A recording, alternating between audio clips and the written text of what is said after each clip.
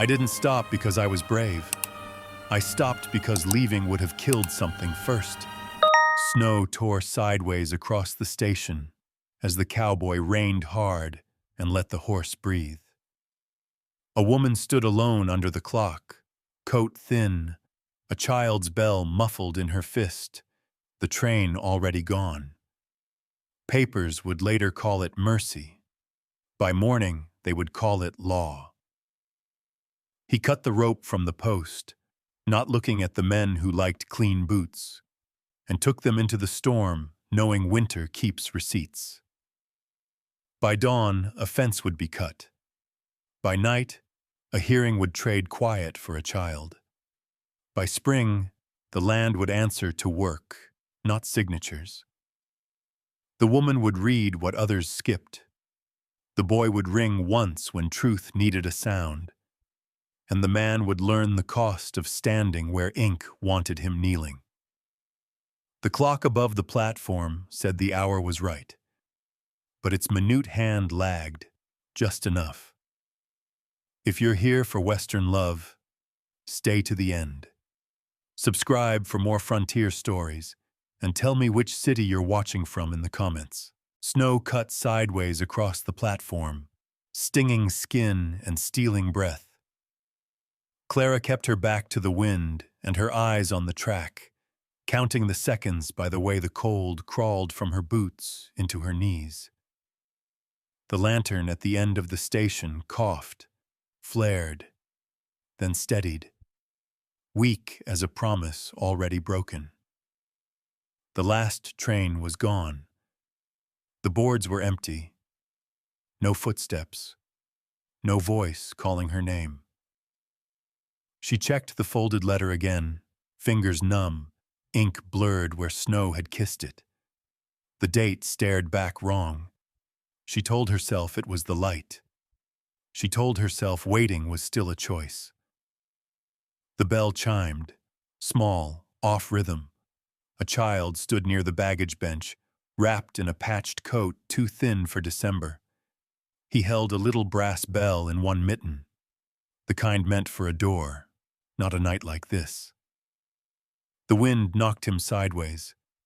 Clara stepped in without thinking, turning her body into a wall. Snow piled against her skirts. She lifted the edge of her shawl and tucked it around his shoulders.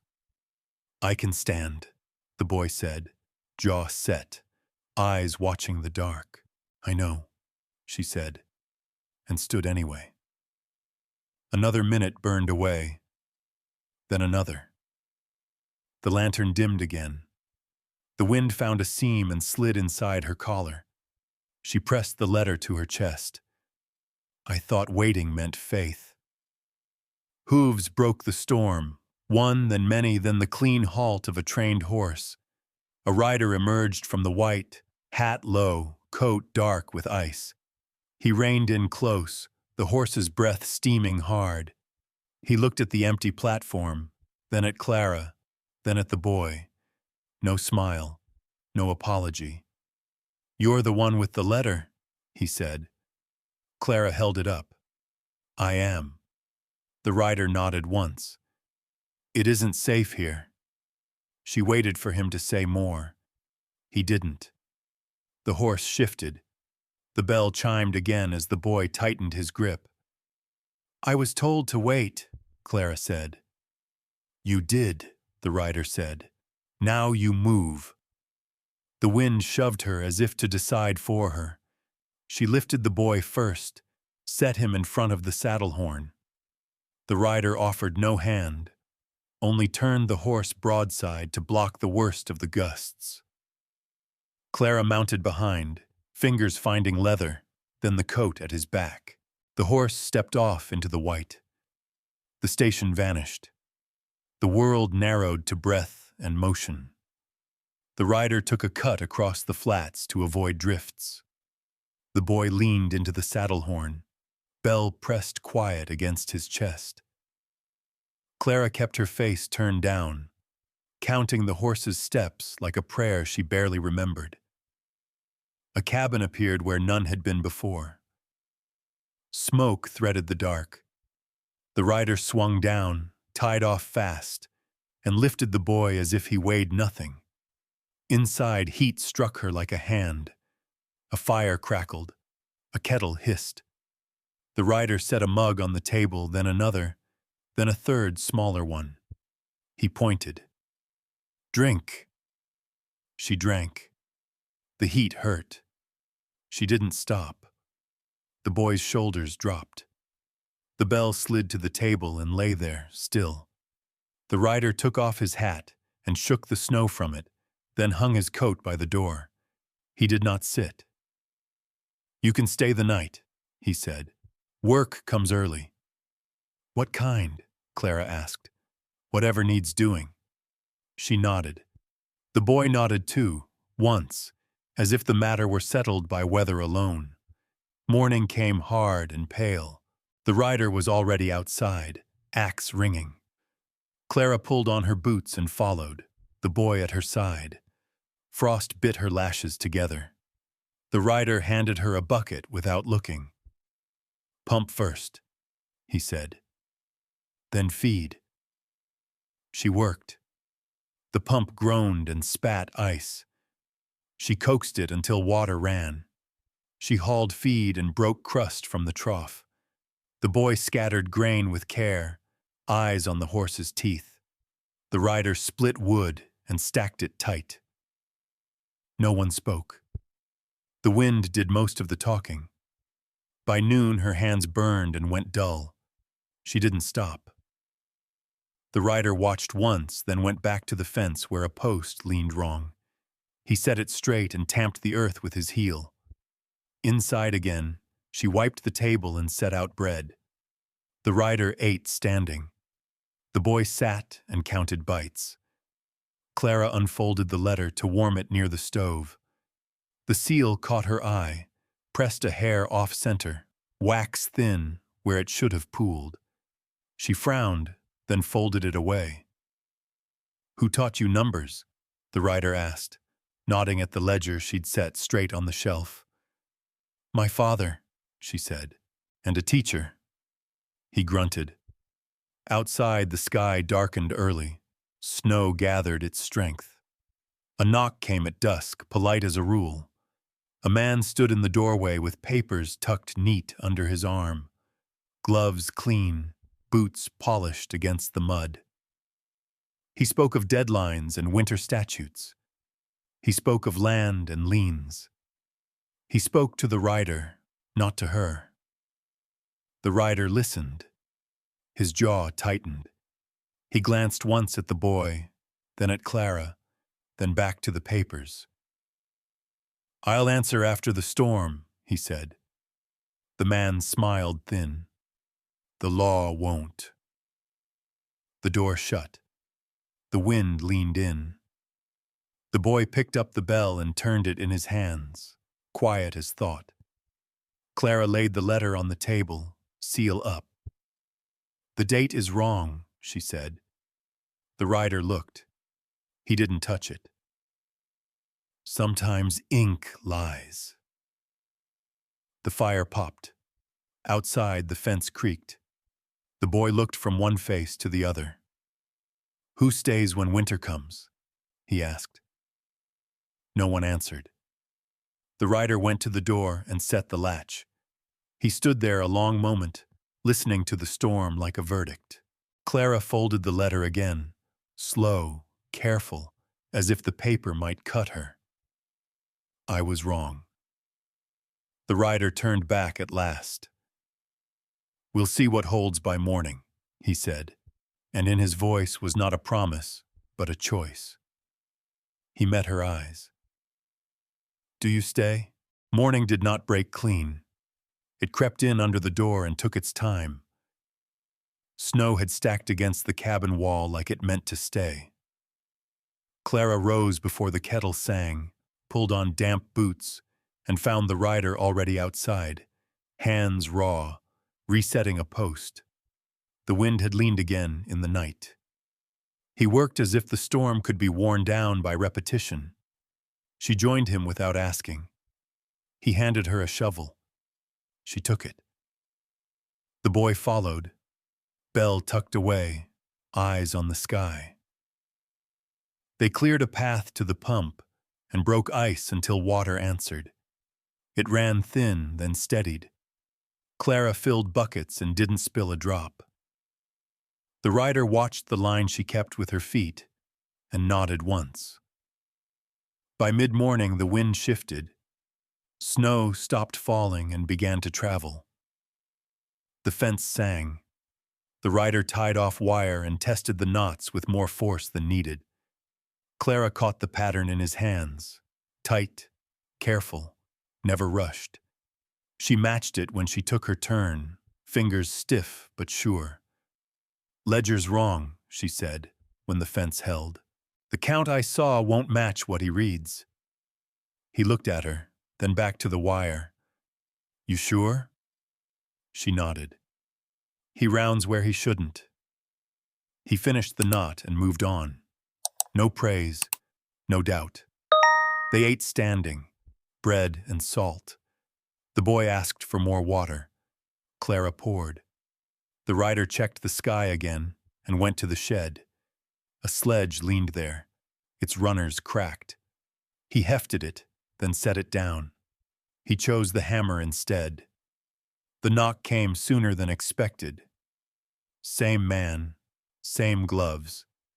This time 2 others waited behind him, coats neat, boots clean. They did not step in. "Morning," the man said. "We can do this inside." "Out here's fine," the rider said. Papers came out. Lines were read. Dates were named. Clara listened, eyes on the seal each time it flashed. The rider asked one question, then another. The answers were smooth. Too smooth. "The boy," the man said, glancing sideways. "No claim on him, of course." Clara stepped forward. "He stays." The man smiled again. "That isn't written." The rider shifted, a half step that put him between Clara and the papers. "I said out here's fine." Wind scraped the words away. The man tucked the papers back under his arm. "By sundown," he said, and left without mud on his boots. The rider went back to the shed and split wood until the stack leaned high. Clara took the ledger from the shelf and spread it on the table. She set the letter beside it, seal up. The boy hovered, then brought the bell and placed it near her hand like an offering. She counted. She checked. She counted again. The seal bothered her.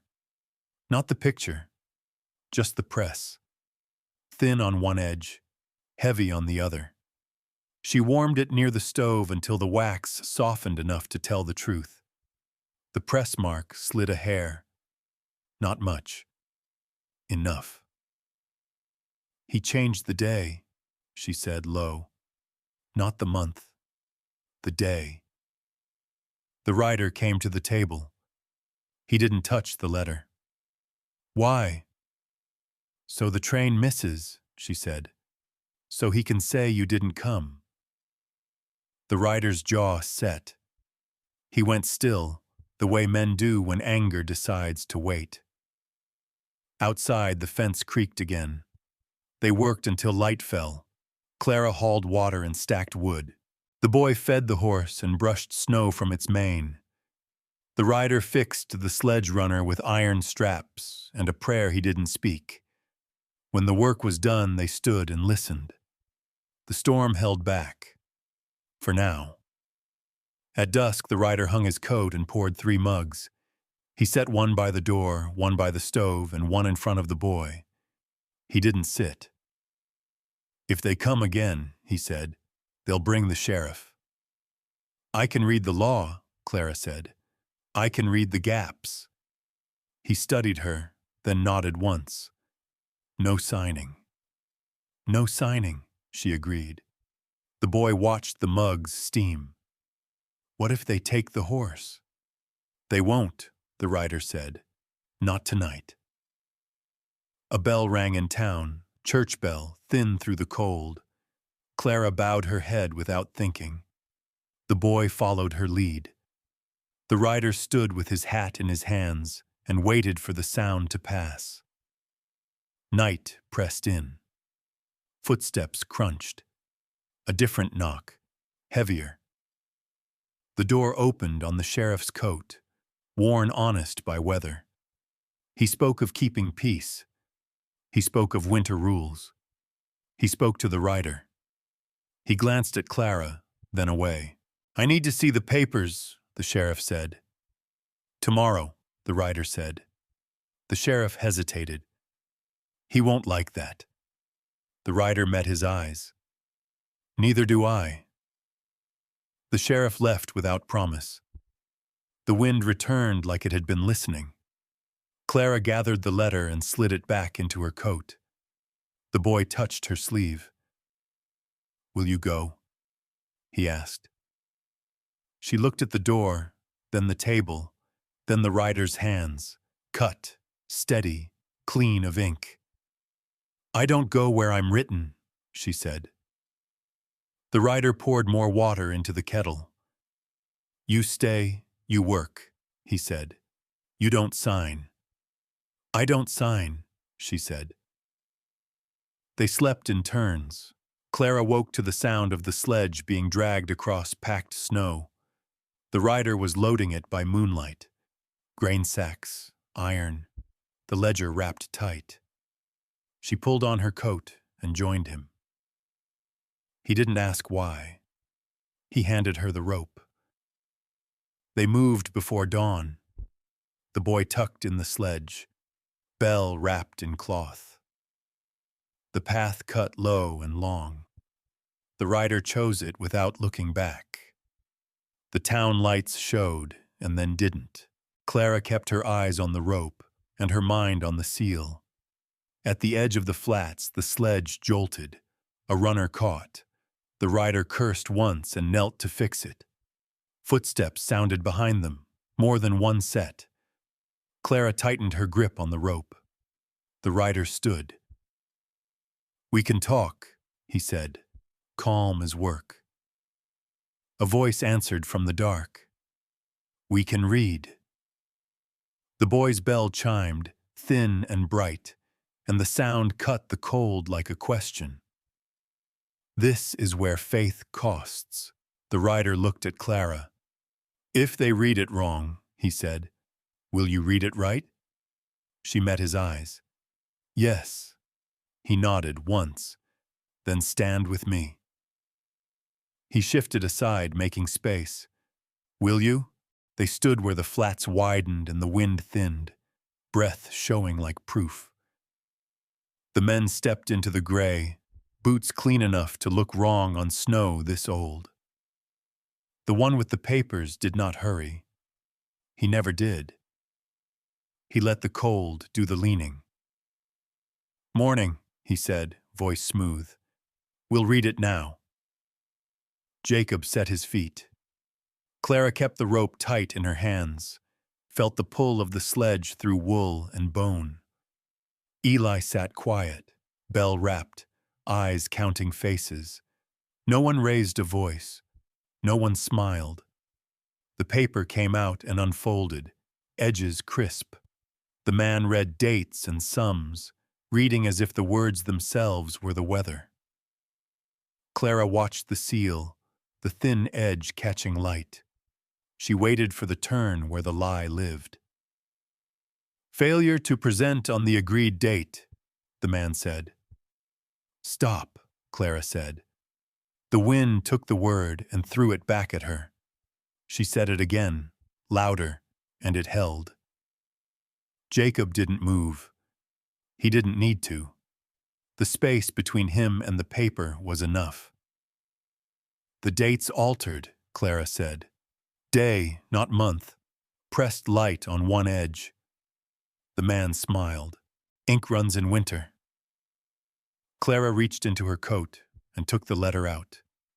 She warmed the seal with her palm until the wax softened. She didn't rush it. She turned it so the light fell honest.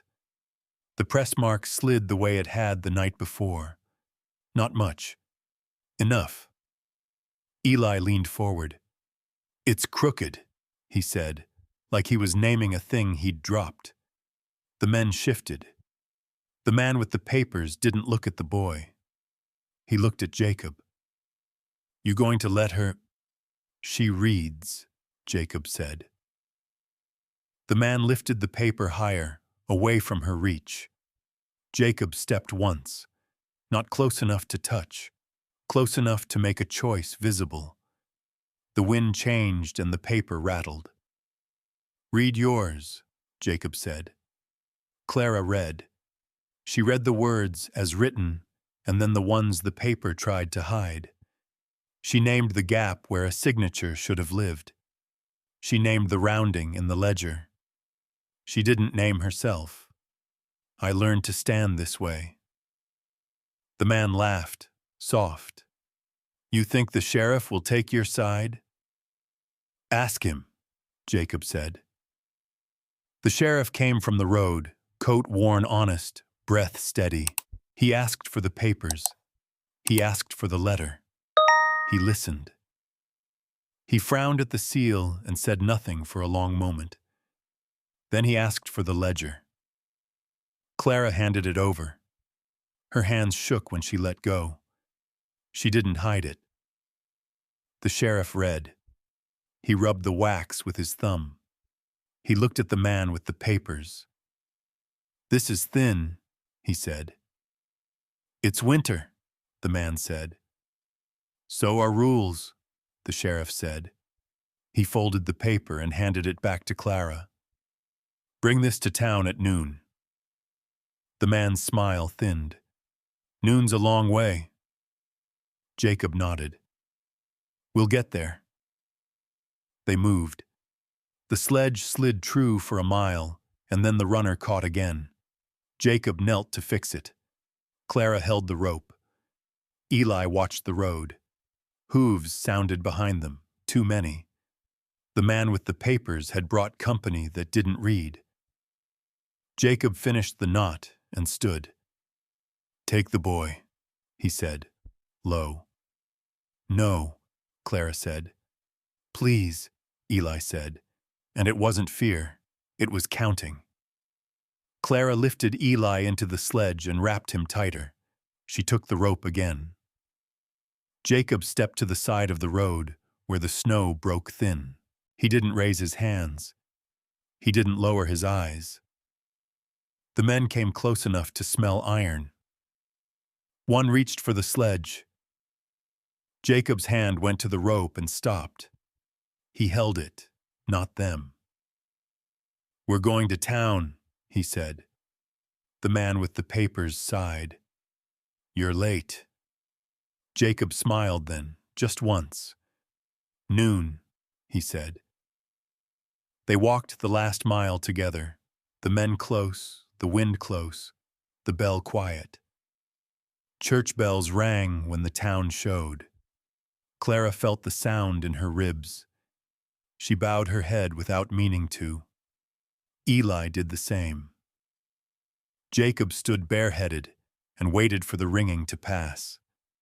The square filled. The sheriff took the steps. The man with the papers read again. Clara waited for her turn and took it.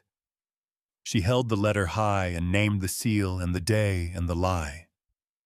She named the ledger rounding and the missing line. She did not name mercy. A murmur moved like snow sliding from a roof.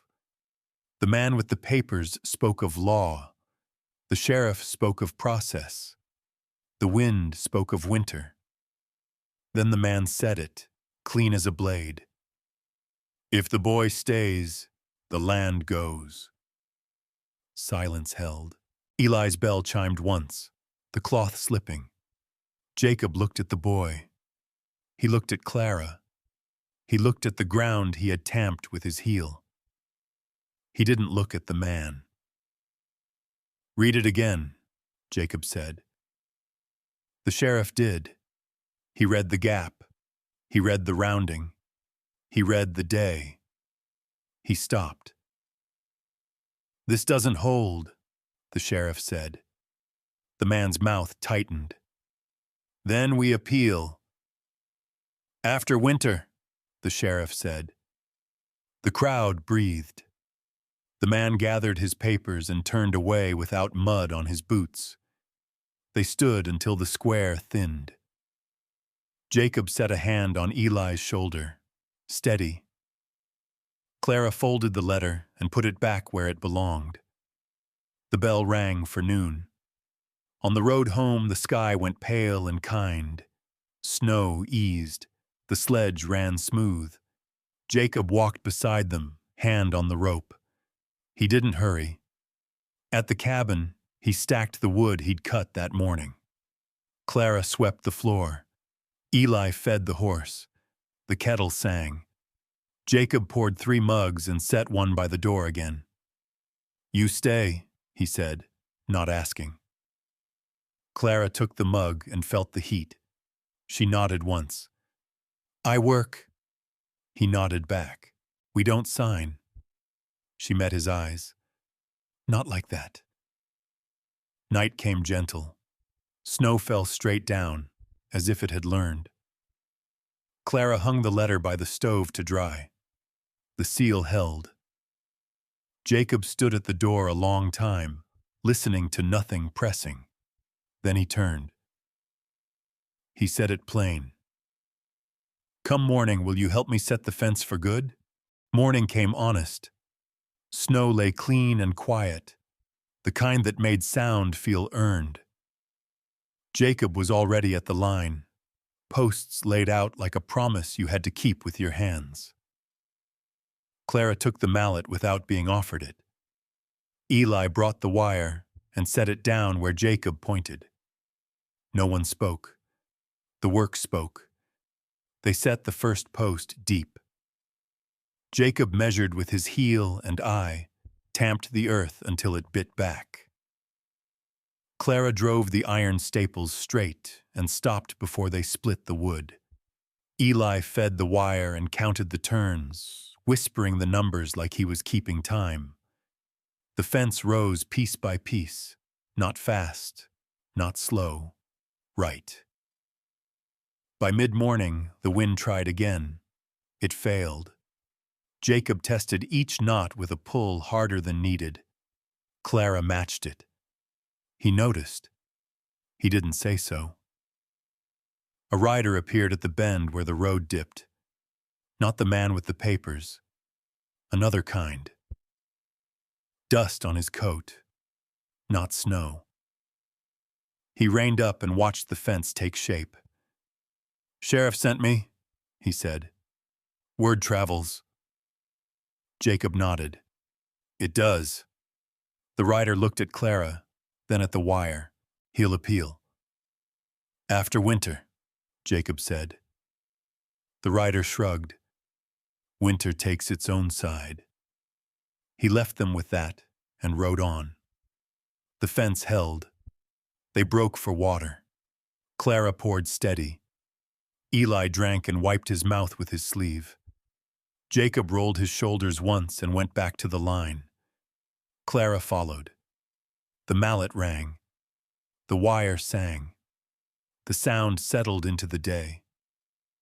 At noon, a sound cut through it. A wagon bell, wrong for this road. 2 wagons came slow, axles clean, teams brushed. People sat high and warm. The man with the papers rode beside them, gloves still clean. He smiled as if smiling were a formality he could enforce. Afternoon, he called. We're here to inventory. Jacob didn't look up. He drove a staple and tested it. You're trespassing, the man said. Fence is ours, Jacob said. The man dismounted, boots untouched by mud. We're counting. Clara stepped forward with the ledger. You'll count wrong, she said. Again. He glanced at the book like it might stain him. I don't take lessons. Then you won't learn, she said. The wagons shifted. Men climbed down, not readers. The wind pressed. Eli stood close to Clara, bell tucked quiet. The man smiled thin. This doesn't need to be difficult. Jacob set the mallet down and faced him. It is, he said. The man lifted a hand. One of the wagon men reached for the wire. Jacob moved, not fast, just enough.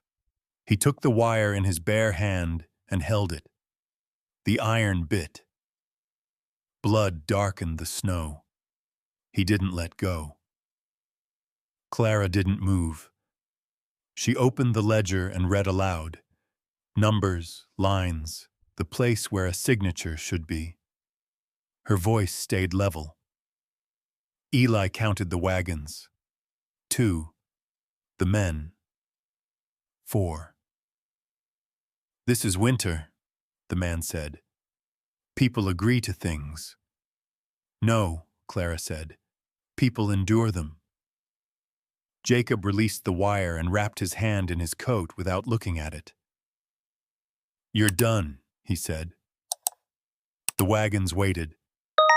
The man looked at the fence, at the blood on the snow, at the ledger in Clara's hands. He measured the crowd that hadn't gathered. He nodded once and backed away, smile gone like a thing that had slipped. We'll be back, he said. Jacob picked up the mallet. You will, he said, and drove the next staple home. They worked until the light slanted. The fence closed the gap and stood straight. Clara rubbed her hands and felt them come back. Eli rang the bell once, not loud, and laughed when the sound jumped. Inside, Jacob cleaned his hand. Clara tore cloth clean and tied it tight. He didn't thank her. He didn't pull away. The kettle sang. He poured 3 mugs and set one by the door again. At dusk, the sheriff came alone. He looked at the fence and nodded. He looked at Jacob's hand and said nothing. He looked at Clara and the ledger and cleared his throat. I can't stop an appeal, he said. I can slow it. That's enough, Jacob said. The sheriff glanced at Eli. Boy, he said, gentle, you keep that bell. Eli nodded. The sheriff left a paper on the table. Plain, clean, a notice of delay. Not a victory. A breath. Night took the valley. Snow fell straight again. Clara hung the cloth to dry and set the ledger back. She took the letter out and smoothed it, the seal holding its shape. She placed it on the shelf, not hidden, not offered. Jacob stood by the door and listened. The world didn't push. He turned. We'll have to move hay, he said. Storm after next. I know where it keeps dry, Clara said. He nodded. They ate slow. Eli slept with the bell by his pillow. Clara washed the cups and set them upside down. Jacob banked the fire and checked the latch. Later, when the wind rose and tested the fence, it held. The sound changed from complaint to respect. Clara lay awake and counted the posts by memory. She stopped at the one where his hand had bled. I stayed. Morning came softer. Jacob woke with a plan and a list that didn't need writing. He took the sledge out early. Clara followed with the ledger tucked under her arm. Eli rode quiet. At the hayshed, the roof sagged where snow had sat too long. Jacob climbed and knocked it free. The drift slid and settled. The shed breathed. Clara stacked bales by weight, not by size. Jacob noticed and shifted his own stack to match. He didn't comment. Eli swept the floor and found a nail bent true. He set it aside like a treasure. By midday, the sky bruised. The storm kept its promise. Wind howled. Snow came hard and fast. They hauled the last bale and shut the doors just as White took the yard. Inside, the fire held. The fence sang and didn't fail. Jacob set his hat on the peg and poured water. Clara warmed her hands and then his bandage, careful. He watched her work and didn't interrupt. "They'll press again," he said. "I'll be here," she said. He nodded, then hesitated. "When they do, he said, "they'll ask you to choose." "I already did," she said. The bell chimed once in Eli's sleep, a small sound that felt like a marker set. Jacob went to the door and set the latch. He stood there, listening to the storm argue with the fence and lose. He turned back to Clara, the question waiting where it always had. He said it plain. "When they come, will you read with me, or leave while you can?" The storm eased the way storms sometimes do, without apology. Snow lay packed and shining, fences stitched tight to the land. Jacob rose before light and checked the line with his boot and eye. Clara followed, ledger under her arm, breath steady. Eli counted posts out loud, stopping at the one with the dark stain already fading. The road carried a sound it shouldn't have carried so early. Runners on wood. A sled slid into the yard, clean and fast. The man with the papers sat straight, scarf neat, gloves still clean. He smiled like he had slept well. "Morning," he said. "Holiday work." Jacob didn't answer. He tested a knot and moved on. "We'll need signatures," the man said, "just to tidy things." Clara stepped forward. "Nothing here is untidy." He looked past her at the fence. "Winter's long." "Truth lasts," she said. He dismounted and laid papers on the fence rail. Snow kissed the edges and didn't melt. He held out a pen. "Read at your leisure." Jacob didn't touch it. Clara did. She didn't open the pages right away. She checked the seal. Her thumb paused. The mark wasn't right. She turned the paper once, then again, looking for the place where ink had bled before. It hadn't. The seal sat proud and wrong, pressed hard where it shouldn't be. The date leaned a day ahead of itself. Eli leaned in. "It's crooked," he said. The man smiled thin. "Snow does that." "No," Clara said. "Hands do." She opened the ledger and set it beside the paper. Numbers answered numbers. The wind pushed and failed. Jacob watched her face change. Not fear, not anger. Focus. "You changed the day," she said, "to make him late." The man laughed, a small sound. "I brought you work." "You brought me a lie," she said. Jacob stepped closer. He didn't raise his voice. "Leave," he said. The man gathered his papers with care. "We'll talk after church," he said, and slid back onto the sled. The yard held its breath until the runners were gone. Inside, the fire caught quick. Clara set the false paper on the table and placed the letter beside it. The seals stared at each other. One wrong, one tired but true. Eli rang the bell once, soft. "I saw it before," he said. "At the station." Clara looked at him. "Saw what?" "The man," Eli said. "He stood by the clock." Jacob went still. "You sure?" Eli nodded. He watched. Clara closed her eyes. "I missed it."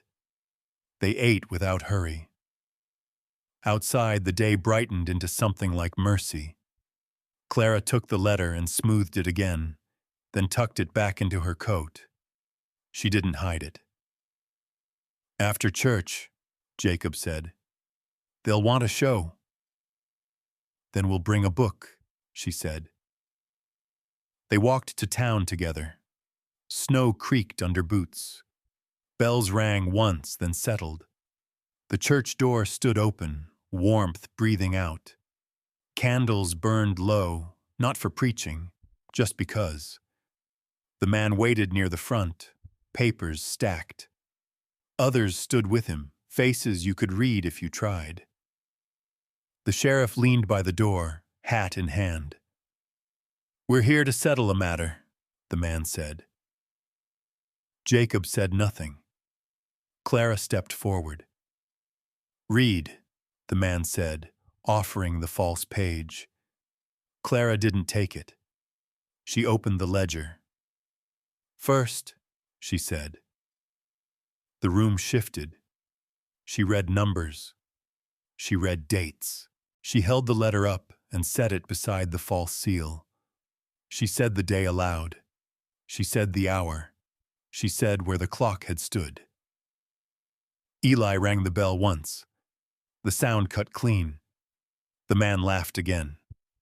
"You're a guest." "I'm a witness," she said. The sheriff cleared his throat. "Let her finish." She finished. She closed the book. The man's smile thinned to nothing. "You can't prove intent." "You don't need to," Jacob said. "You need to leave." The room watched. Candles guttered. Someone crossed themselves without thinking. "Winter makes fools," the man said, and gathered his papers. "This isn't over." Outside, the town breathed again. The sheriff stepped close. "I can delay," he said. "Not end." "That's enough," Jacob said. They walked home under a sky going pale. Halfway, the wind came back with teeth. Snow stung. The fence sang. At the yard, a wagon stood where it hadn't stood before. Two men waited, hands in pockets, not readers. "Evening," one said. "Message." Jacob stopped between them and the door. "Speak it." "Sign," the man said, "or we stack wood somewhere else." Clara stepped up beside Jacob. "No." The men shifted. One laughed. The other looked at the fence. Eli rang the bell twice. The sound felt like a line drawn. "Go," Jacob said. They went, not fast, not slow. Inside, Clara's hands shook once and stopped. Jacob poured water. She drank. "They'll come again," he said. "They will," she said. Night came with a cold edge. Clara set the ledger open to the page that mattered and weighted it with the stone by the door. Jacob sharpened the axe without hurry. Eli slept. Later, when the wind tested the latch, Jacob stood with his back to the door. Clara sat at the table and wrote, slow and clear, copying the dates that didn't match. Ink scratched like a promise kept with effort.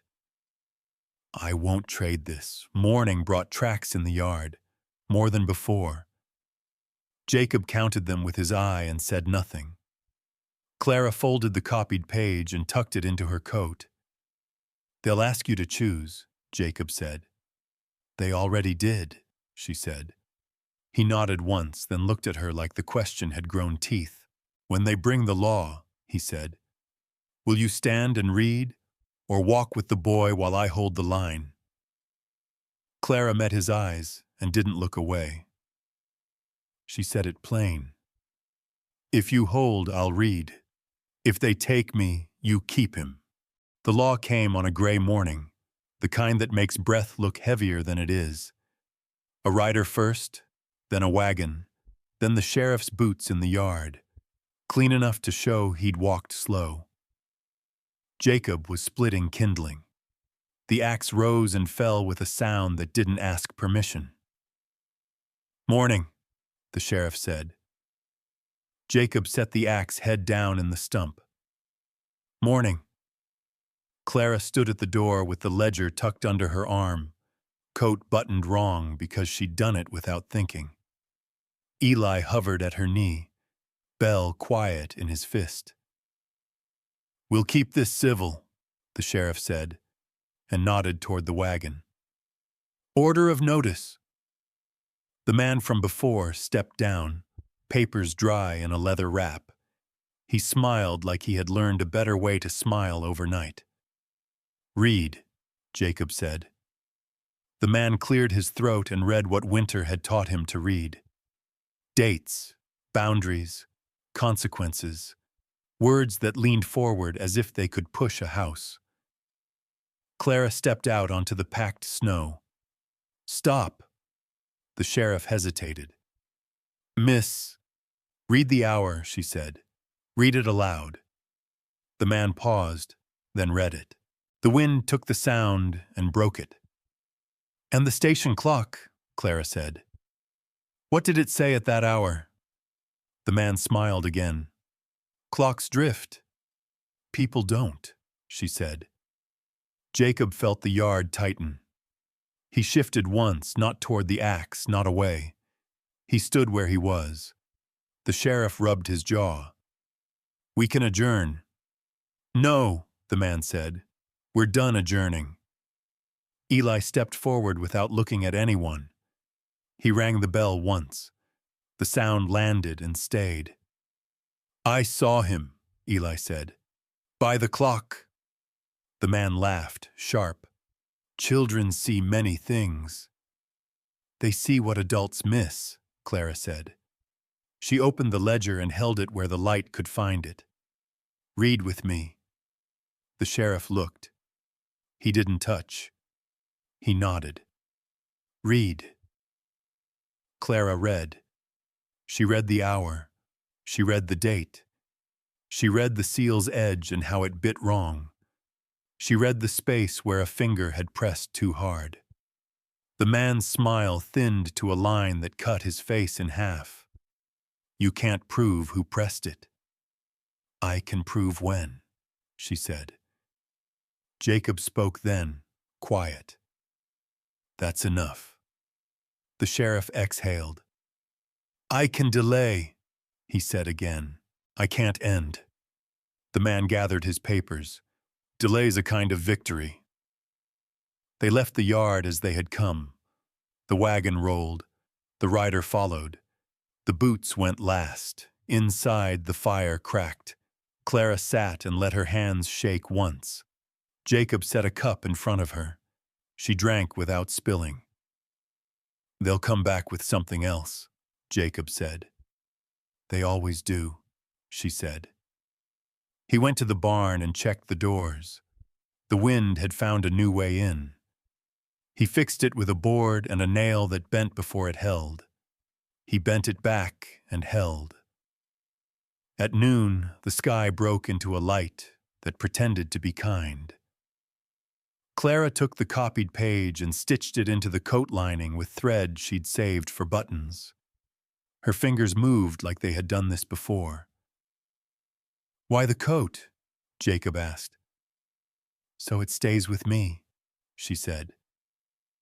Eli followed her everywhere that afternoon, counting steps, touching posts. He stopped at the one with the fading stain. "They'll try at night," he said. Jacob nodded. "They like quiet." Night came without stars. The lantern threw a circle and kept it small. They ate soup and spoke of nothing. The wind tested the roof. The house answered back.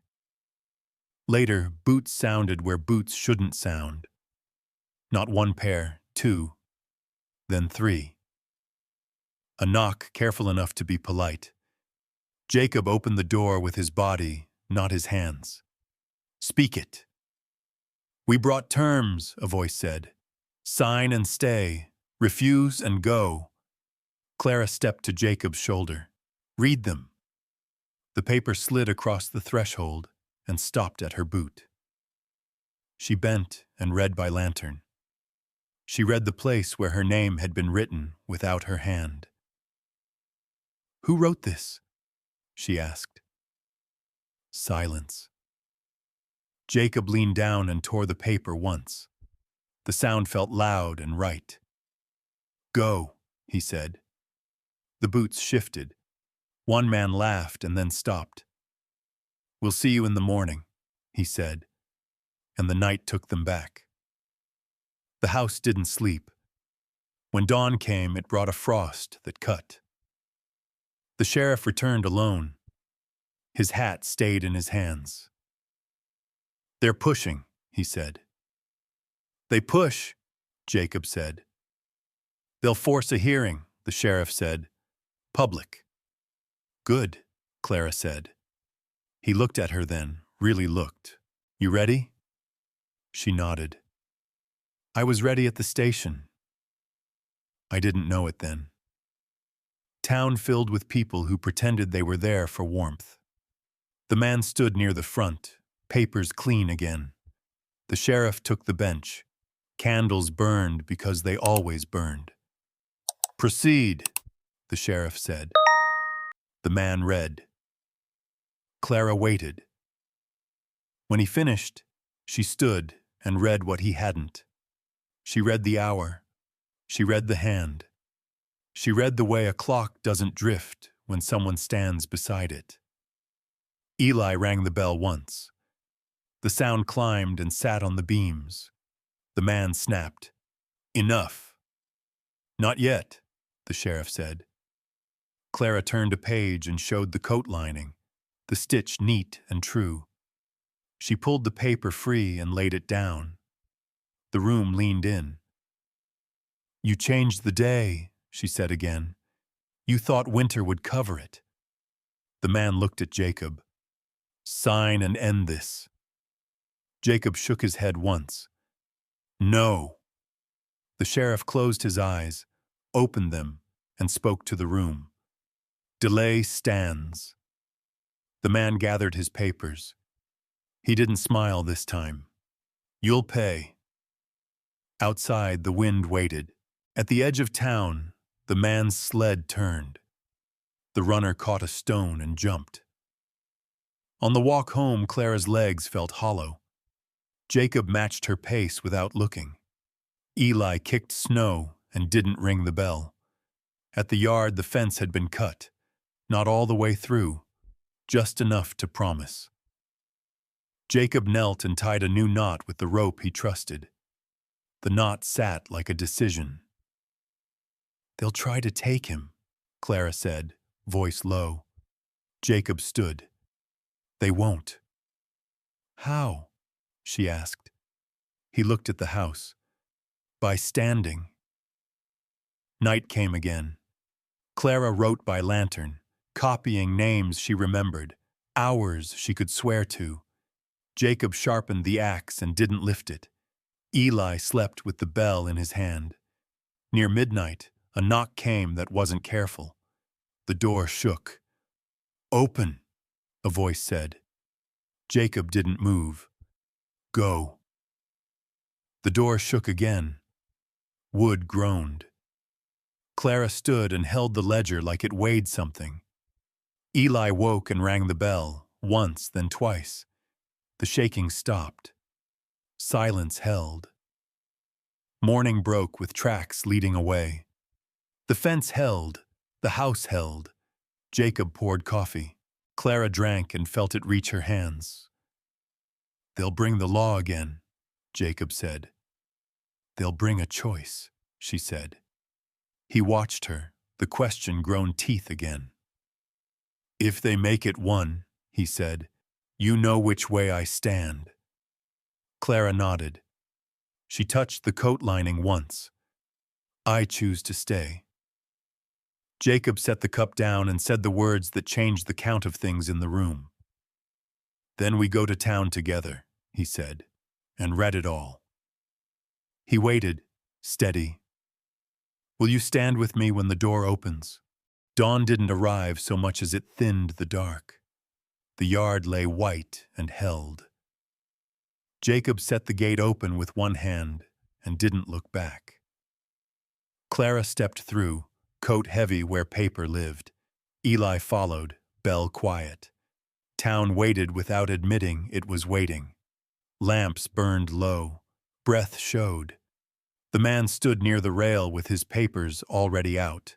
Clean again, like they had slept better than anyone else. "Read," he said, as if it were his word. Clara didn't move. She looked at the faces instead. Those who came to watch warmth turn into courage. Those who came because watching costs less than choosing. The sheriff took the bench. His hat stayed off. "Proceed." The man began, quick, practiced. Dates, lines, the promise of quiet if you kept your hands still. He finished and set the page down as if it might bite. Clara stepped forward. She placed the ledger flat where the light could find it. She placed her coat beside it and opened the lining with 2 fingers. Paper slid free. The stitch held. "I will read," she said. She read the hour. She read the date. She read the seal edge and where it pressed too hard. She read the clock's face and who stood beside it. She read the boundary as it was and as it had been moved. The wind leaned in and failed. Eli rang the bell once. The sound traveled and stayed. The man laughed, sharp. "You're making a sermon." "This is arithmetic," Clara said. Jacob stood where he had stood all along, not blocking, not yielding. He watched the man's hands. "You have no standing," the man said. "I have work," Clara said, "and witnesses." The sheriff nodded once. "Continue." She did. She read the copied page from her coat. She read the ledger's hand that matched it. She read the mark that didn't match and said the reason aloud. The room breathed. Someone shifted. Someone crossed themselves without knowing why. The man's smile fell away. "Enough." "Not yet," the sheriff said. The man turned to Jacob. "End this. Sign." Jacob shook his head. "No." The man's eyes cut. Then the boy. The word landed wrong. Clara didn't look at Eli. She didn't have to. "No," she said again. The man's voice thinned. "You refuse mercy." "I refuse your terms," she said. The sheriff leaned forward. "State them plain." The man did. He offered shelter that was a cage, work that wrote itself into ownership, peace that came with silence stitched tight. Clara listened without moving. When he finished, she spoke once.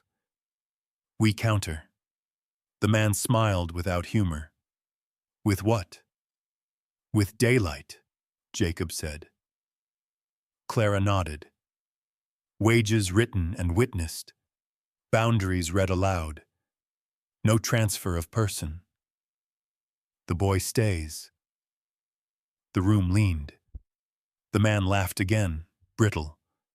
"You're dreaming." "I'm counting," she said. The sheriff rubbed his jaw. "I'll hear it." The man's face went flat. "This is disorder." "This is town," the sheriff said. Outside, a runner scraped stone. The man glanced and didn't smile. "You're buying time." "Winter taught us," Jacob said. "Time buys nothing. Standing does." The man gathered his papers and spread them wider, as if breadth were proof. "Fine," he said. "I'll show you law." He read a clause meant to sound final. The word dawn came back like a knife turned in the hand. Clara waited for the end and then spoke. "That clause requires notice."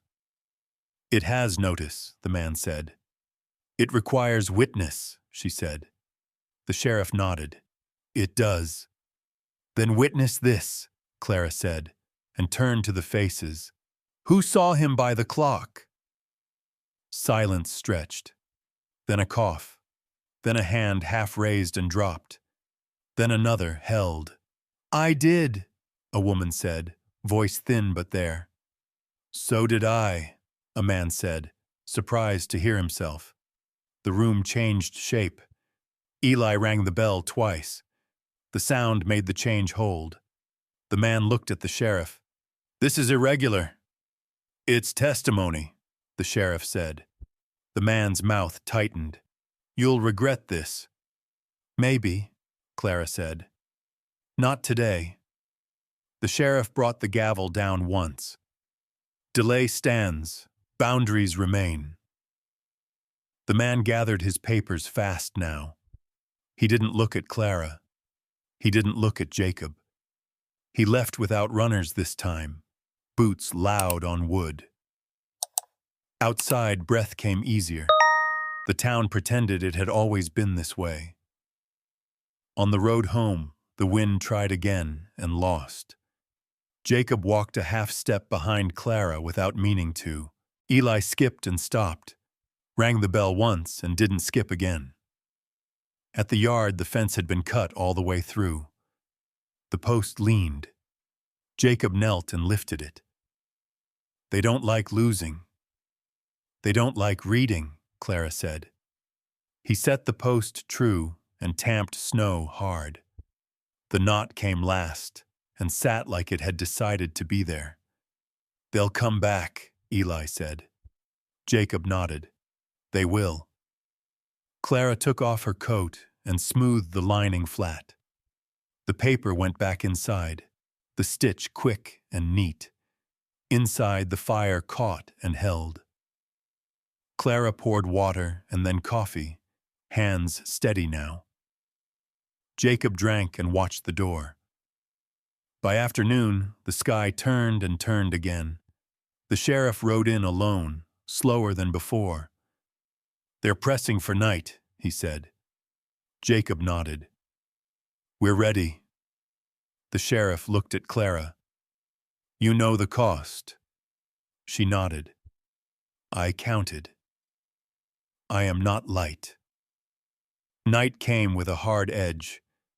The lantern drew its circle and kept it small. Clara set the ledger open to the page that mattered. Jacob sat near the door.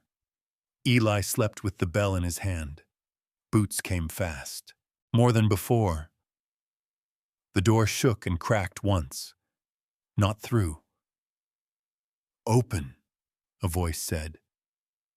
Jacob didn't move. "Open," the voice said again, closer. Clara stood and held the ledger. She breathed once. "Wait." Jacob looked at her. "I'll read," she said. He nodded once. She opened the door a hand's width. Cold rushed in. Faces hovered at the edge of the light. "We're here to execute," the voice said. Clara met it. "At dawn," she said. "In the open, with witnesses." Laughter, thin. "You think you decide?" "I do," she said. "So does the town." Silence stretched. The boots shifted. One man spat and wiped it away. "Dawn," the voice said, and the night took them back. Inside, the house shook itself and settled. Jacob closed the door and leaned once, just once. Clara touched the coat lining and felt the paper there. Morning came sharp and clean. The yard waited. Jacob set his hat. Clara set her coat. Eli held the bell. They stepped out together. At the gate, Jacob stopped and said it plain. "When they trade quiet for a child, will you read it all?" Clara met his eyes and didn't look away. "Yes," she said. They went before daylight. The way you go when you don't want the road to think you're afraid. The sky was pale and tight. Jacob set the pace. Clara matched it. Eli counted breaths and stopped when the town came into view. The door was already open. Inside, the room smelled of wax and wool. The man waited near the table, papers stacked. pen placed where it could be reached without effort. The sheriff stood to one side, hat off again, eyes tired. "We'll finish this," the man said. "Clean." Jacob didn't sit. Clara did.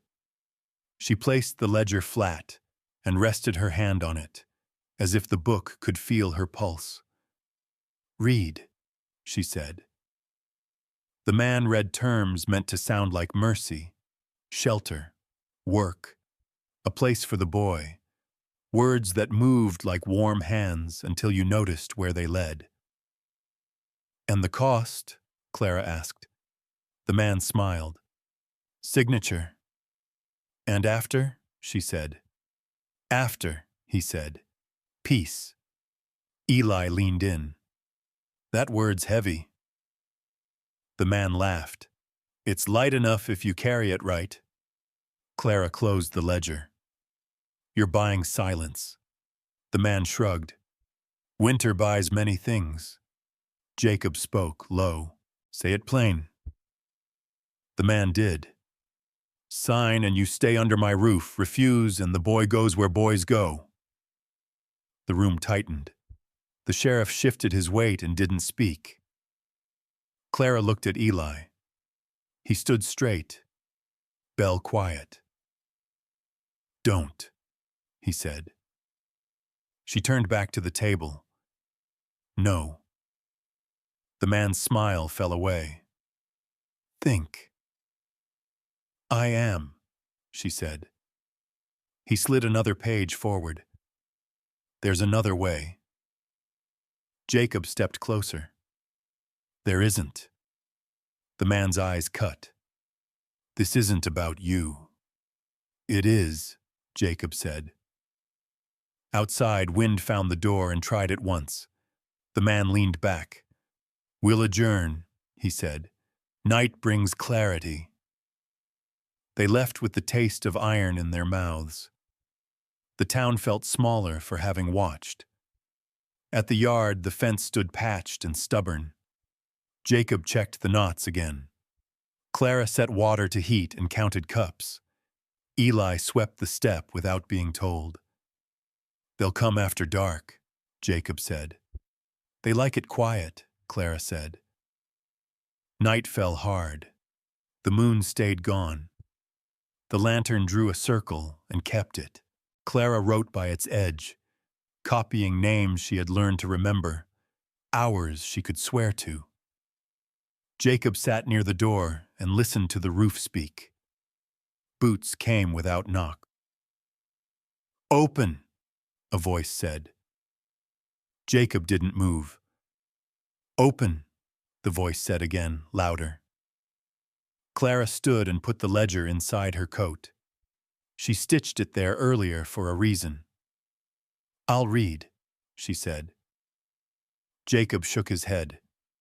"Not tonight." The door shook, Wood complained.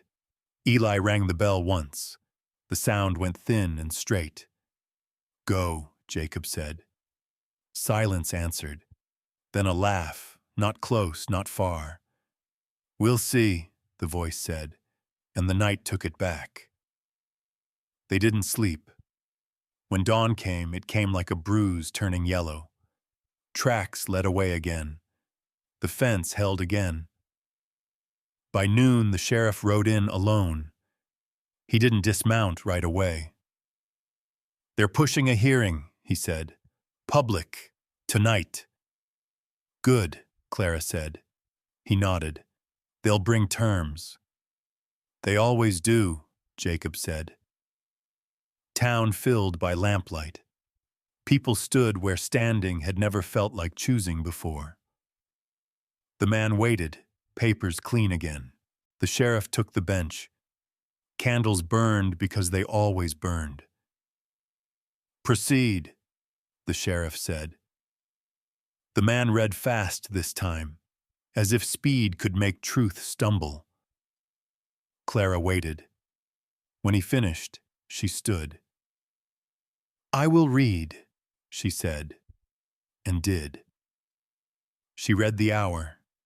She read the hand. She read the stitch in her coat lining and pulled the page free. She laid it down where everyone could see. The room leaned. "This is your piece," she said. "A bought quiet."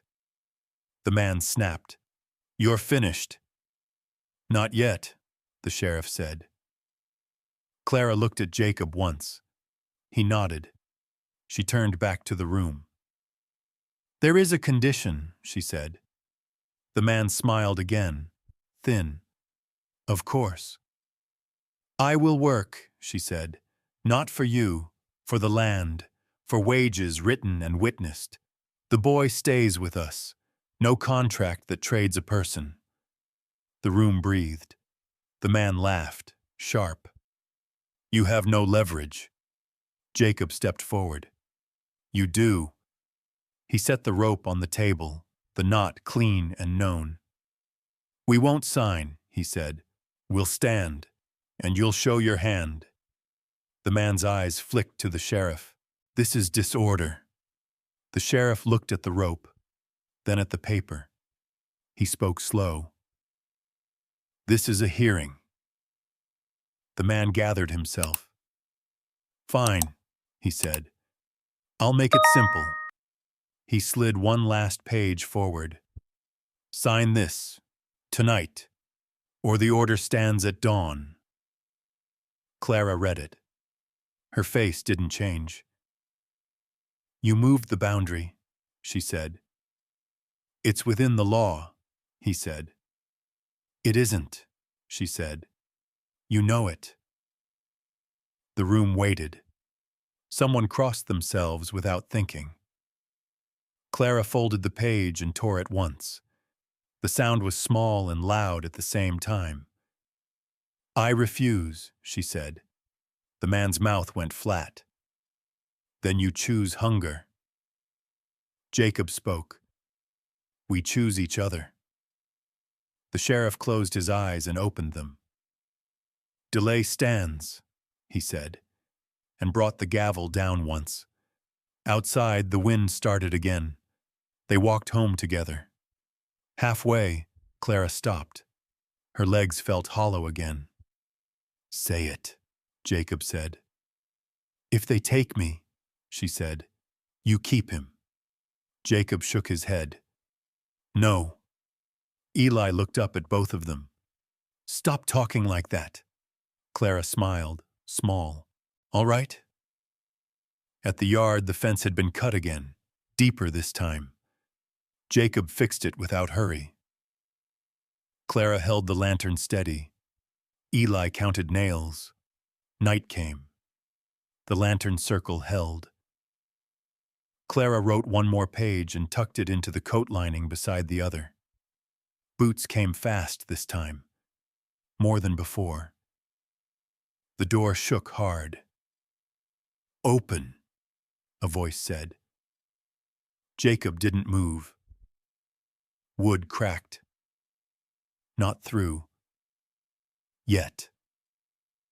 Clara stepped forward. "Wait," she said. Jacob looked at her.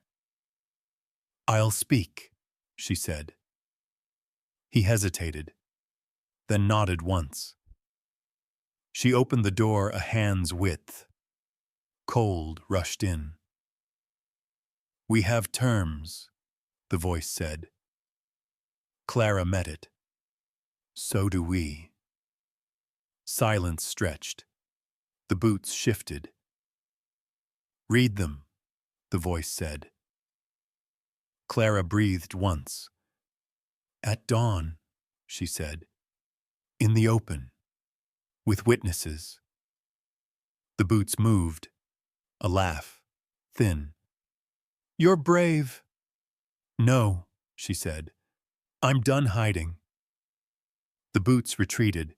Inside, the house shook itself and settled. They sat by the fire. No one spoke for a while. Jacob finally did. "Dawn," he said. Clara nodded. "Dawn." Eli rang the bell once, soft, and slept. Before sleep took her, Clara touched the coat lining and felt the paper there. This is the line. Morning came thin and bright. The yard waited. Jacob set his hat. Clara set her coat. Eli held the bell. They stepped out together. Jacob stopped at the gate and said at once, steady, "When they offer peace for silence, will you read?" The day came up clean, as if it meant to be fair. Snow lay bright and honest. Jacob opened the gate and held it while Clara stepped through, coat heavy with truth. Eli followed, bell quiet, eyes awake. Town had gathered without calling it a gathering. People stood where work usually stood. Breath showed. Hands stayed out of pockets. The man arrived without hurry. Boots polished again, papers dry. He didn't look at the sky.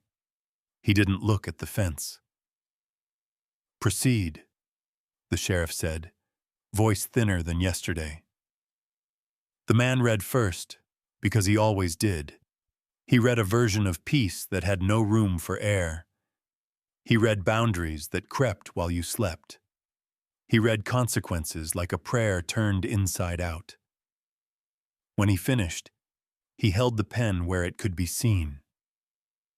"End it," he said. Jacob didn't move. Clara stepped forward. She didn't open the ledger yet. She looked at the faces. Some met her eyes. Some didn't. "I will read," she said. She read the hour again, because hours matter when people lie.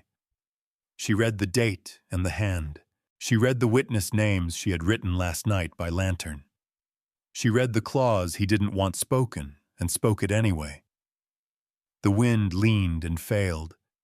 Eli rang the bell once. The sound landed and stayed. The man laughed, sharp. "You're stubborn." "I'm precise," Clara said. The sheriff nodded. "Continue." She closed the ledger and held it against her coat. "We will work," she said. "We will pay and be paid. No transfer of person, no silence bought. The boy stays." The man smiled without warmth. "And if I refuse," Jacob answered, "then you show us what you really want." The man's eyes cut. He turned to the crowd. "I want order." Clara shook her head. "You want quiet." The sheriff shifted. "Order doesn't need lies." The man gathered himself. "Very well," he said. "One more term." He set a page down. It didn't flutter. "Sign this," he said, "and the boy is placed where boys are safe." The word safe fell wrong. Clara didn't look at Eli. She didn't have to. "No." The man leaned in. "Think." "I am," she said. He turned to Jacob. "You could end this." Jacob shook his head once. "Not like that." The man's voice went thin. "Then you choose hunger." Jacob met it. "We choose work." The room shifted. Someone breathed out like they'd been holding it since winter. The sheriff closed his eyes and opened them. "This hearing stands," he said. "Delay holds." The man snapped the page up. "You'll regret this," he said, and left without ceremony. Outside, the town stood a moment longer than it needed to. Then it broke apart like ice under boots.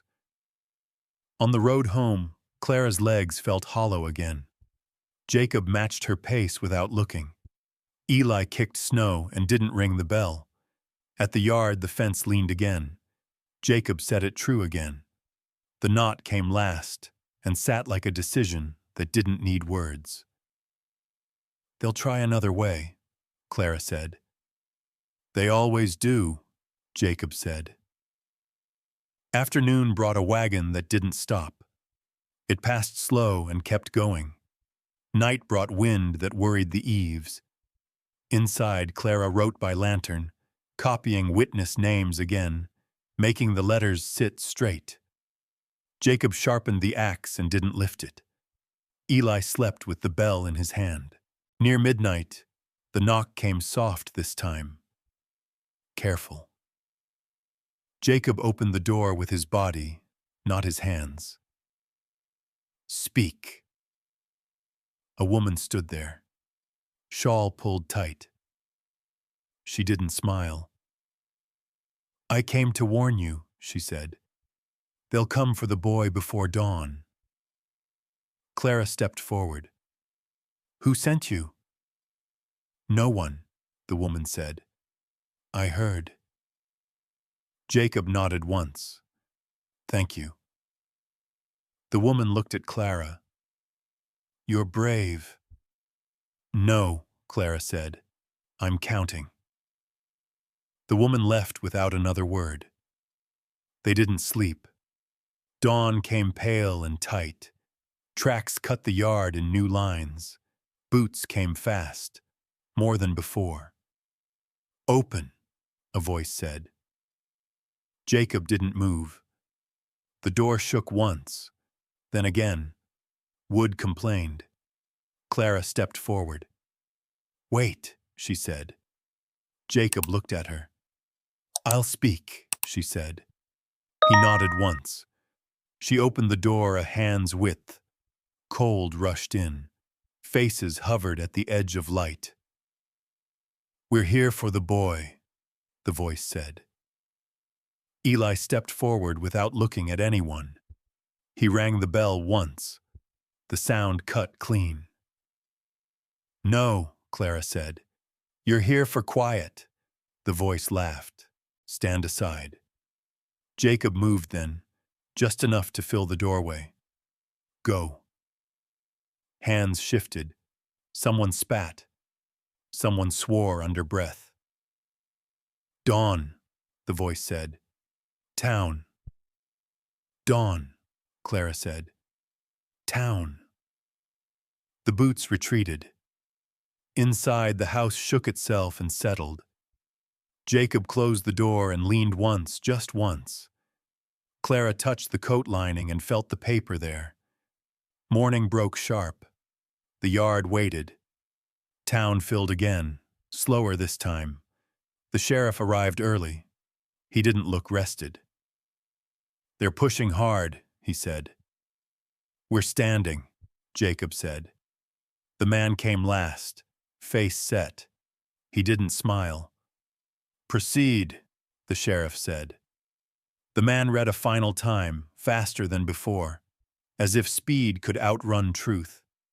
He finished and set the pen down. Sign, he said. Clara stepped forward. She didn't open the ledger. She opened her coat and pulled the paper free. I have one condition, she said. The man smiled thin. Of course. You read, she said. All of it. The room leaned. He read. His voice stumbled once and didn't recover. The hour came back wrong. The boundary refused to move. Silence held. The sheriff spoke. This stands.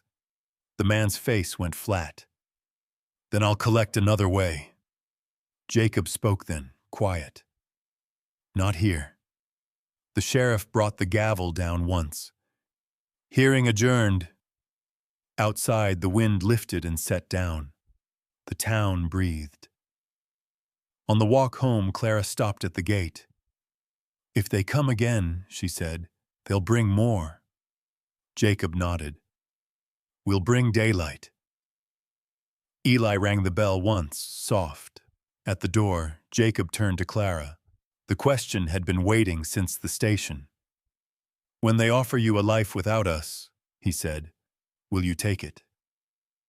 Clara met his eyes and didn't look away. No, she said. They didn't wait for the road to decide. Jacob went out first and cut a new post from the line of trees that had always leaned a little west. Clara followed with the ledger under her arm. Eli carried the bell and nothing else.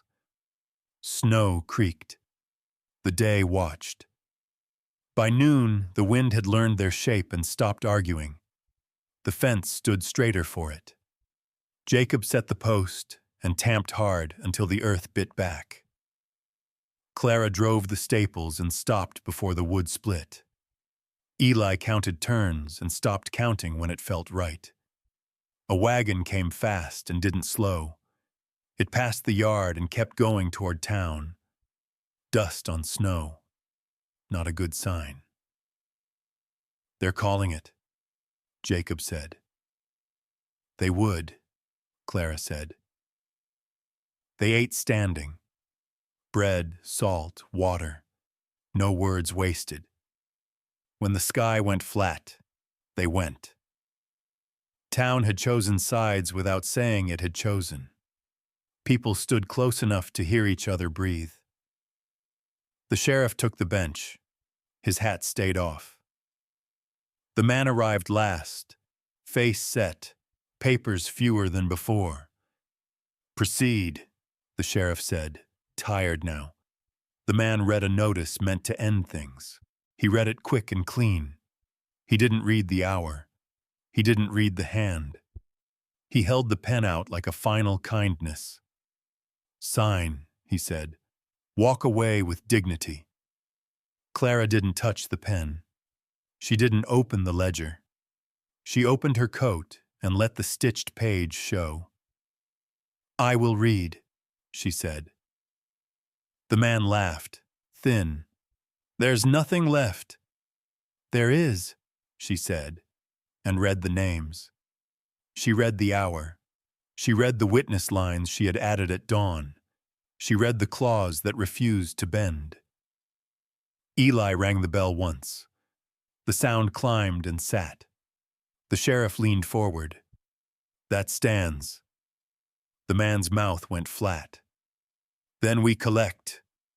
Jacob stepped once, not toward the bench, toward the space where the words would have to cross him to matter. "No." The man turned to the crowd. "You'll all pay." Someone spoke without planning to. "We already did." The room shifted. Not loud, just enough.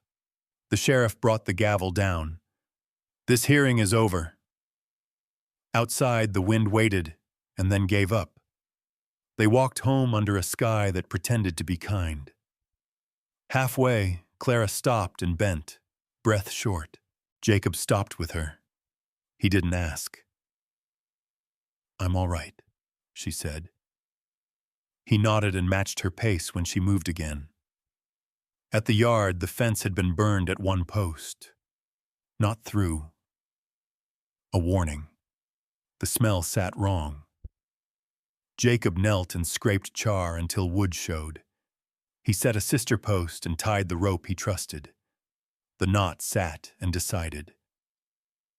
"They'll hurt the land," Clara said. "They can't own it," Jacob said. Night came with teeth. Boots sounded where boots had sounded before. More than before. The door shook hard enough to rattle the shelf. "Open," a voice said. Jacob didn't move. The door cracked. Not through. Clara stepped forward. "Wait." Jacob looked at her. "I'll speak," she said. He nodded once. She opened the door a hand's width. Cold rushed in. Faces hovered at the edge of light. "We have a wagon," the voice said. "Room for the boy."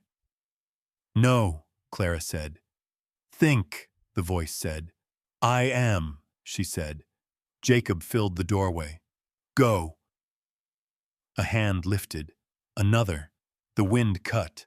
Someone swore. Then the boots retreated fast. Inside, the house shook itself and settled. Jacob closed the door and leaned once. Just once. They didn't sleep. When dawn came, it came thin and sharp. Tracks led away and back again. The fence held. By mid-morning, Smoke rose from the far edge of the property. Not much. Enough. Jacob ran. Clara followed. Eli rang the bell and ran too. They found the hay shed smoking, a corner blackened. The fire had eaten what it could and stopped. Snow did the rest. Jacob stamped embers and swore once. Clara hauled water and didn't spill. Eli passed buckets and counted. When it was done, the shed stood wounded but standing. "They're done asking," Jacob said. "They were always done," Clara said. Town came to them this time. Not the man. Others. Quiet. Careful. They looked at the shed and the fence and the knot. "We saw," someone said. Jacob nodded. "So did we." They left wood. Nails. A sack of grain. Not charity. Standing. That night, Clara wrote by lantern and didn't copy. She wrote a list of work and wages and names. She wrote what the land asked and what it gave. She folded the page and set it by the door. "I choose this." Near midnight, the knock came soft. Careful. Jacob opened the door with his body. "Speak." The sheriff stood there, hat in hand.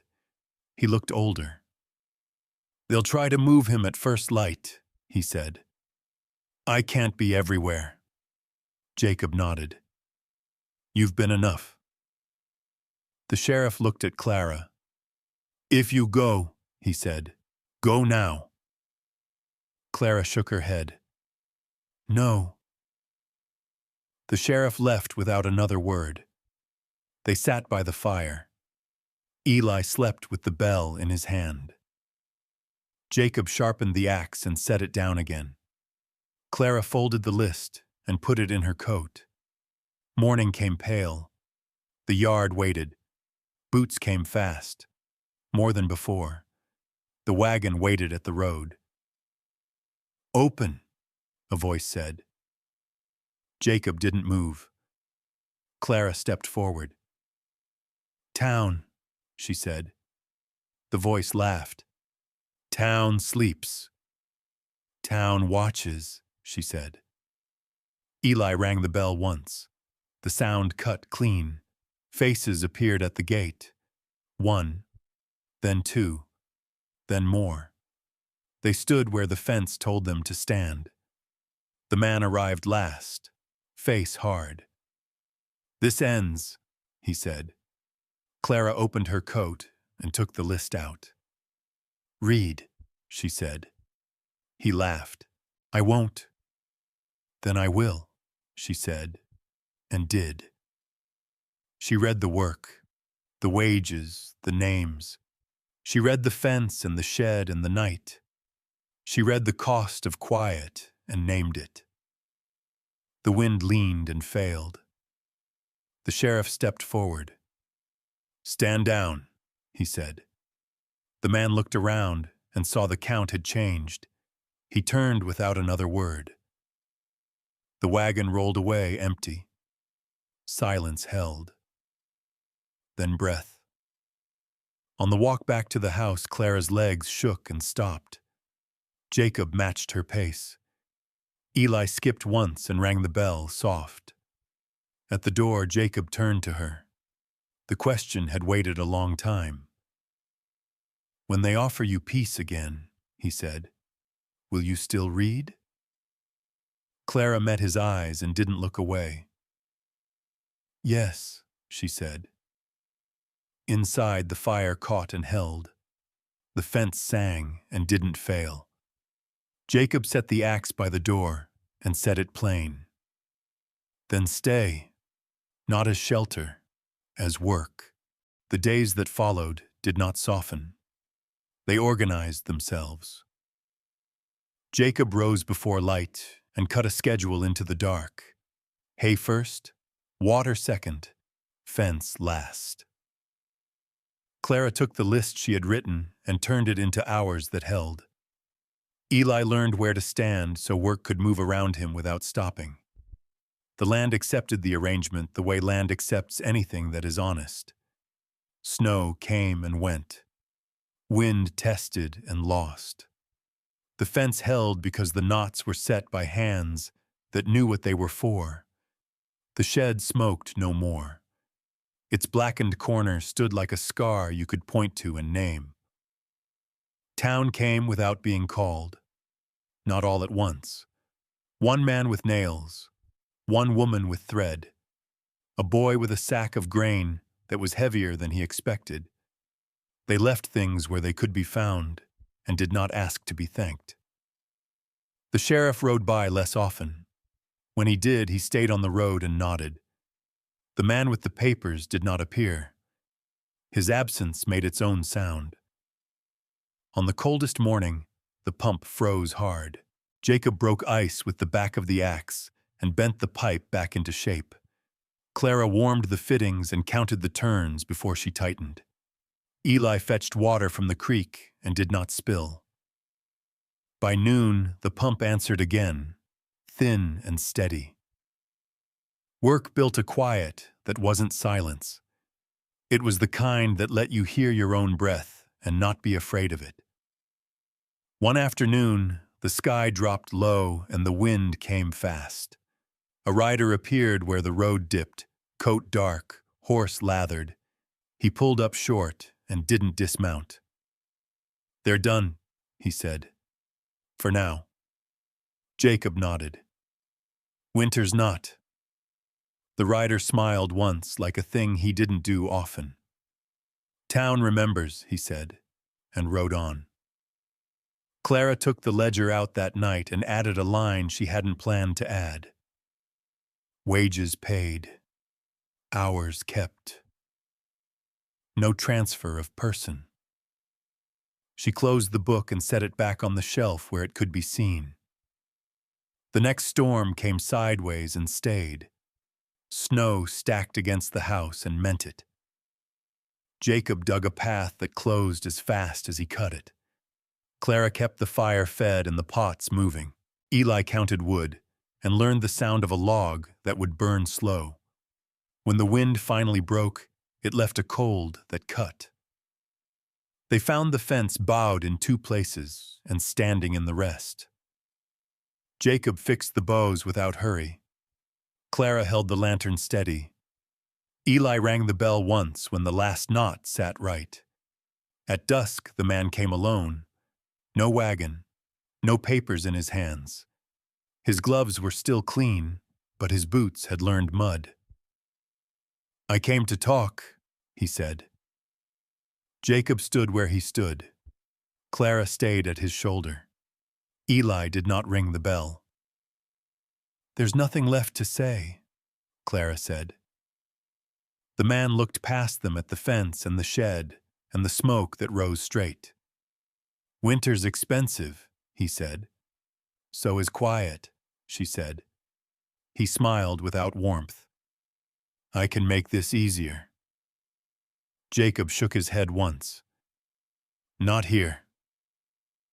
The man's eyes moved to the house. "You're building something," he said.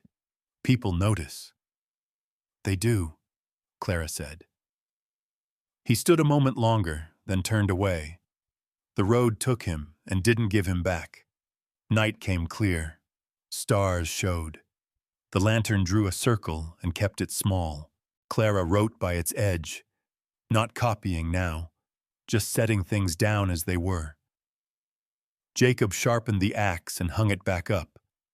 Eli slept with the bell by his pillow and dreamed loud enough to smile. The next morning, the sheriff rode in early. He dismounted and took his hat off like he always did when he meant to say something straight. "It's over," he said. "The appeal died of weather." Jacob nodded. "That happens." The sheriff looked at Clara. "You stood." She nodded. "We worked." He smiled then, tired and real. "That too." He left a paper on the table. Not a notice, not a warning. A record. It sat flat and didn't ask to be signed. They didn't celebrate. They cut wood and hauled water and fed the horse. Town came again with more nails and fewer looks. Someone fixed the shed roof without being asked. Someone else reset a post and walked away. As the days lengthened by minutes, you could feel the land answered with a thaw that didn't rush. The creek spoke louder. The pump ran easier. The fence sang a different song. One evening, Jacob stood at the door and listened to nothing pressing. He turned and looked at Clara, the question that had been there since the station finally losing its teeth. "This isn't shelter," he said. "No," she said. "It's work," he said. "Yes," she said. Eli rang the bell once, soft, and laughed. They sat by the fire and made plans that sounded like lists. Hay to move, posts to set, a room to clear when the weather allowed. Clara folded her coat and put it away where it could rest. The lining held its stitches. Outside, the fence stood. Inside, the house breathed. Jacob set the ledger on the table between them. "We'll write it clean," he said. "All of it." Clara nodded. "We will." The bell chimed once more, the sound small and bright. Jacob looked at the room and said it steady. "Come spring, we'll build." Spring did not arrive all at once. It tested the ground first, asked questions of ice and fence and roof. The creek spoke louder and then settled. The snow went thin at the edges and stayed thick where it meant to. The land took its time. Jacob marked the days with work. He moved hay when the mornings held and cut posts when the afternoons softened. Clara cleared the small room off the kitchen and set it right, swept, scrubbed, measured twice before she moved a nail. Eli followed with the bell tucked away, bringing tools and questions and learning which ones to keep. They built without naming what they were building. A wall went up where drafts had lived. A shelf took shape and learned the weight of books. The ledger found its place and stayed open to the page that mattered. Town came less often and more quietly. A plank left by the gate. A hinge that fit without being asked. No speeches, no watching. The kind of help that knows when to leave. On a morning that smelled like earth, the fence needed no arguing. Jacob tightened one knot and stopped. He tested another and let it be. Clara set a post straight and stepped back, satisfied. Eli rang the bell once and laughed at the sound carrying farther than it had in winter. They took the sledge apart and leaned it against the shed. The runners had done their work. The shed roof held with new boards and old care. Smoke rose straight. One afternoon, the man came and did not stay. He stood at the road and looked at the place as if it had changed its mind without asking him. He did not bring papers. He did not smile. He turned and went, and the road kept him. The sheriff rode by later and lifted a hand without stopping. That was all. Clara set the table for 3 that night and didn't count cups. She poured water and then coffee and felt the house take it. Jacob ate and watched the door out of habit. Eli talked with his mouth full and then apologized without being told. After supper, Clara took the ledger and wrote the last line she had been waiting to write. She didn't copy.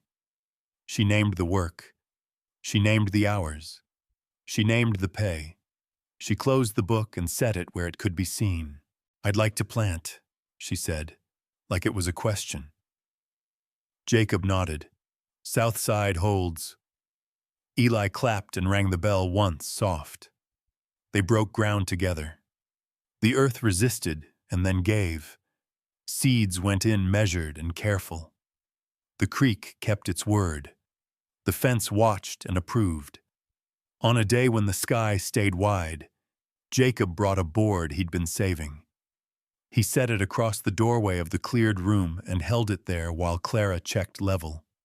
She tapped it once and nodded. He drove the nails straight and stopped before the wood split.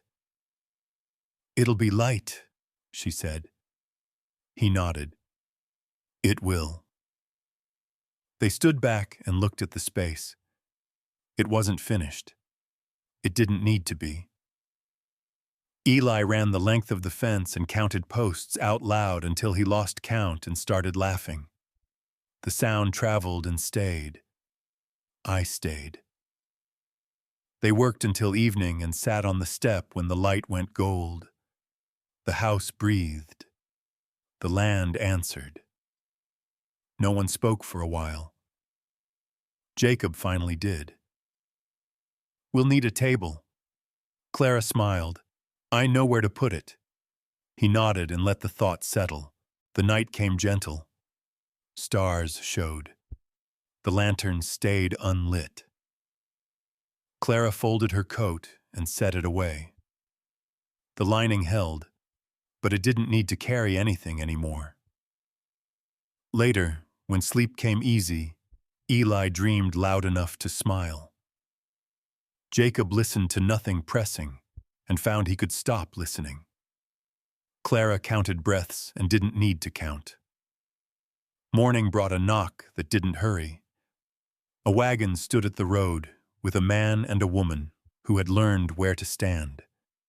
They spoke of trade and seed and weather. They left with a plan and not much else. The days grew. The fence learned shade. The garden answered with green that held. One afternoon, Jacob came in with dust on his boots and set a folded paper on the table. "Town's posted," he said. Clara read it and set it down. "Good." They didn't frame it. They set it in the drawer with the nails and string and left it there. As spring leaned toward summer, the work found a rhythm that didn't ask to be named. Jacob mended what needed mending. Clara kept accounts and taught Eli letters on the back of old notices. Eli learned to write his name and then learned when not to. On the first warm evening, they ate outside. The fence cast a line of shadow that made sense. The creek spoke. The bell rested quiet. Jacob stood and cleared his throat. He didn't look at Clara right away. He looked at the land, and then back at the house, and then at the space they had made together. "This isn't shelter," he said, like he was checking a fact. "No," Clara said. "It's work," he said. "Yes," she said. He nodded and set his hands on the table, steady. "Then let's keep it that way." She met his eyes. "We will." Eli rang the bell once, bright, and laughed at the sound. They stayed a while longer, watching the light go. No promises were spoken. No papers were signed. The land didn't ask for them. When they went inside, the house took them in and didn't keep score. The fence stood. The garden held. The ledger rested open to the page that mattered. Spring finished its questions and moved on. The work remained. And in the quiet that followed, earned, not bought, they built. As the fire settles and the work finally rests, this story leaves us not with a grand victory, but with something rarer. A quiet life earned honestly. No speeches, no shortcuts, no paper promises that trade dignity for comfort. Just hands that worked, a child who stayed, and a home that chose its people back. For those of us who have lived long enough to know that the hardest choices are often the quiet ones, this tale speaks plainly. Love here was not rushed. Faith was not shouted. It was proven through patience, through staying when leaving would have been easier, through doing right when no one was watching. That is the kind of courage the old frontier respected, and the kind many of us still do. If this story stirred something familiar in you, a memory, a value, a season of life, I invite you to share it. Tell us where you're watching from and what this ending meant to you. Your words matter here. Please take a moment to like this story if it touched your heart, and subscribe if you'd like to continue sharing these quiet Western moments with us. New stories arrive regularly, written for those who value character, faith, and the slow building of a true home. Thank you for listening and for staying until the end.